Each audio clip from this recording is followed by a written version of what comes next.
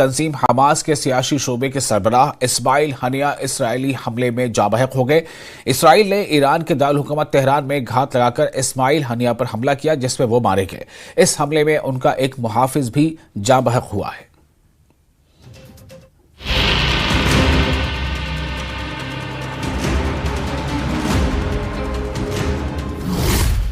اسماعیل ہنیہ اسرائیلی حملے میں جاں بحق۔ حماس کے سیاسی شعبے کے سربراہ پر تہران میں ہوا حملہ۔ ایران سمیت عرب ممالک کا شدید رد عمل۔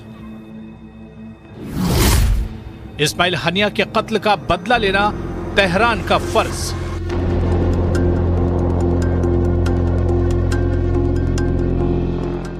حماس کے سیاسی شعبے کے سربراہ اسماعیل ہنیہ ایران کے دارالحکومت تہران میں اسرائیلی حملے میں جاں بحق ہو گئے۔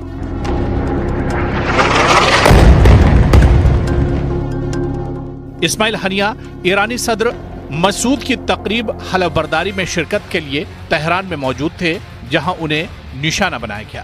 ایرانی میڈیا کے مطابق اسماعیل ہنیہ کو تہران میں ان کے رہائش گاہ پر فضائی حملہ کر کے نشانہ بنایا گیا۔ حملے میں ان کا ایک محافظ بھی شہید ہو گیا۔ اسماعیل ہنیہ کی موت پر حماس کی جانب سے جاری بیان میں کہا گیا ہے کہ حماس کے سربراہ پر حملے کے ذمہ داران کو سزا دی جائے گی۔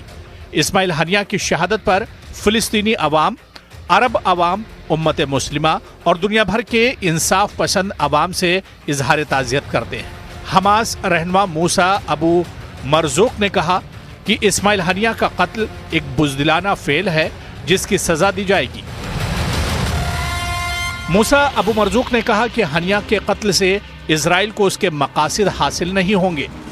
حماس رہنما سامی ابو زہری نے کہا کہ ہم بیت المقدس کو آزاد کرانے کے لیے کھلی جنگ لڑ رہے ہیں، بیت المقدس کے لیے ہر قیمت ادا کرنے کے لیے تیار ہیں۔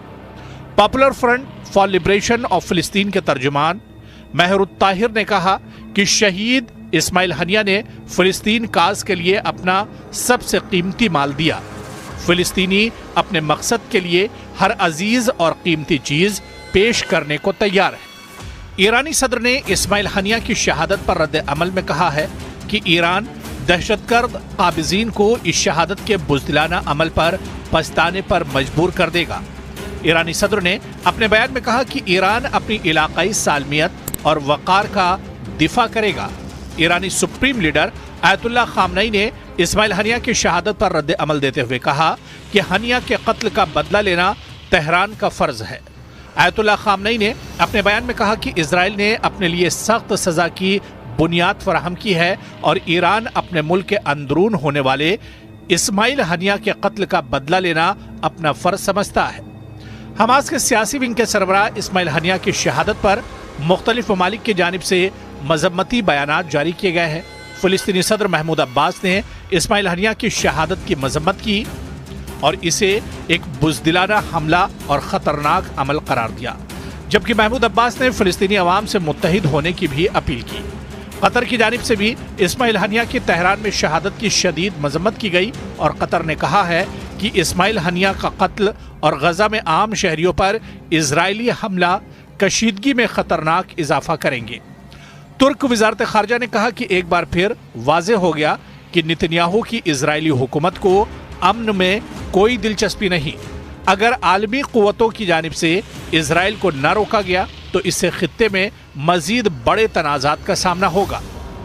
اسماعیل ہنیہ کی موت پر رد عمل دیتے ہوئے روسی وزارت خارجہ کے ایک نمائندے نے کہا کہ یہ ایک ناقابل قبول سیاسی قتل ہے اور یہ خطے میں موجودہ تناؤ میں مزید اضافہ کرے گا۔ واضح ہے کہ غزہ جنگ کے دوران اسرائیلی حملے میں اسماعیل ہنیہ کے 3 بیٹے اور 4 پوتے جاں بحق ہوئے ہیں۔ فلسطین کے سابق وزیر اعظم اسماعیل ہنیہ حماس کے سیاسی سربراہ اور حماس کے پولیٹیکل بیورو کے چیئرمین تھے۔ 2017 میں انہیں خالد مشعل کی جگہ حماس کا سیاسی سربراہ مقرر کیا گیا تھا۔ وہ 2023 سے قطر میں قیام پذیر تھے۔ Bureau report, news 18۔